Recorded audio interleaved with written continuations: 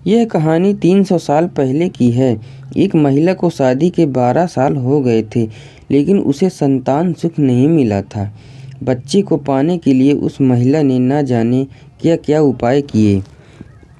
डॉक्टरों के पास गई थी, बाबा भक्तों के पास गई थी, जिसने जिस मंदिर, जिस मस्जिद, गुरुद्वारा या चर्च में जाने के लिए कहा, उस हर जगह गई थी।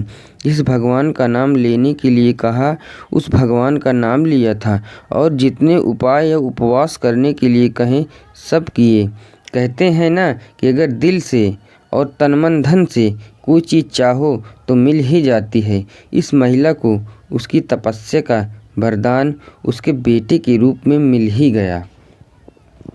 12 सालों की दुख, दर्द और पीड़ा अपने बेटे का चेहरा देखते ही सुख, खुशी और संतुष्टि में बदल गया। लेकिन अभी शायद उसकी तपस्या बाकी थी। शायद भगवान को अभी उसकी और परीक्षा लेनी थी। जब बच्चा 1 वर्ष का हुआ तो एक दूसरी महिला ने उसका बच्चा चुरा लिया।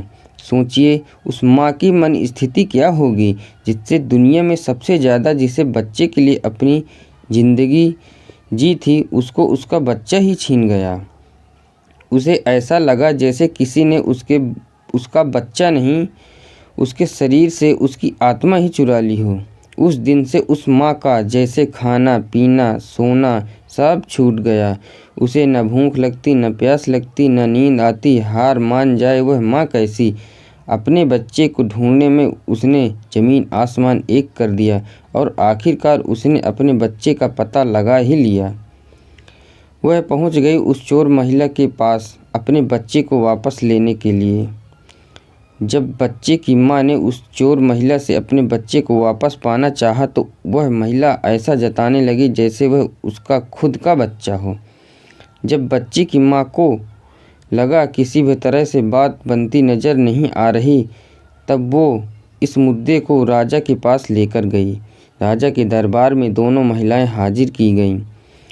दोनों ही महिलाएं उस बच्चे पर अपना पूरा हक जताने लगीं। राजा और उसके सभी दरबारी काफ़ी आश्चर्यचकित और हैरान हो गए, क्योंकि बच्चे की सच्ची माँ को पहचानने के लिए उन्होंने जितने भी सवाल बच्चे के बारे में ही दोनों महिलाओं से किए, उनकी आदतों, उनकी पसंद, उनके निशानों के बारे में थे। दोनों ही महिलाएं उसका सही सही जवाब दे रही थीं। जब इस समस्या का समाधान निकलता नज़र नहीं आ रहा था, तो राजा ने अपने खास और सबसे समझदार मंत्री से इसका निराकरण करने के लिए कहा। मंत्री ने बिना 1 मिनट की देरी किए तुरंत राजा से कहा कि महाराज, मुझे लगता है यह दोनों ही बच्चे की माँ हैं। इन दोनों का ही इस बच्चे पर बराबर का हक है। अगर आपको न्याय ही करना है तो सबसे बेहतर तरीका यही होगा कि आप बच्चे के 2 टुकड़े कर दीजिए और एक टुकड़ा दोनों माँओं को बांट दीजिए। मंत्री की ऐसी बात सुनकर राजा के साथ साथ दरबार में हाजिर सभी लोग उनकी तरफ आश्चर्य से देखने लगे। राजा ने सोचा कि मंत्री के ऐसी मूर्खतापूर्ण बातों के पीछे जरूर कोई रहस्य होगा। वह बिना सोचे समझे ऐसी बात कभी नहीं कर सकते। राजा ने तुरंत अपने सिपाहियों से कहा, मंत्री की बात पर अमल किया जाए और इस बच्चे के 2 टुकड़े कर दिए जाए। बच्चे की असली माँ ने यह फैसला सुनते ही राजा के पैर पकड़ लिए और बोली, महाराज, मुझ पर इतना जुल्म मत कीजिए। आप चाहे तो बच्चे को उस महिला को दे दीजिए, लेकिन उसके 2 टुकड़े मत करिए। मेरा बच्चा मेरे पास नहीं रहा तो चलेगा, इस दुनिया में तो रहेगा। मंत्री जी ने राजा से कहा, महाराज, यही उस बच्चे की असली माँ है, और जो वहाँ पर शांत खड़ी है वह चोर है। राजा ने तुरंत उस बच्चे को उसकी असली माँ को सौंपने के लिए कहा और उस चोर महिला को फांसी की सज़ा सुनाई।